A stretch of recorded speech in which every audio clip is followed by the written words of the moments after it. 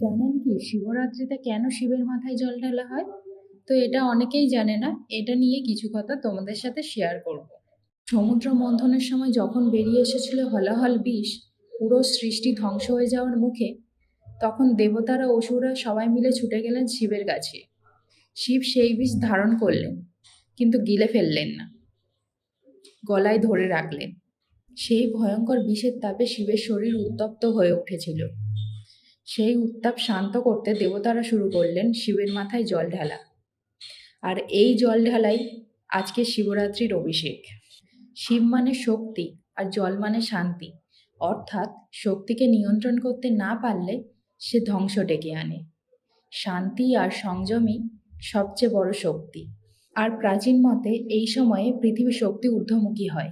জল ঢালা মানে শরীর ও মনকে ঠান্ডা রাখা, ধ্যানের জন্য নিজেকে প্রস্তুত করা।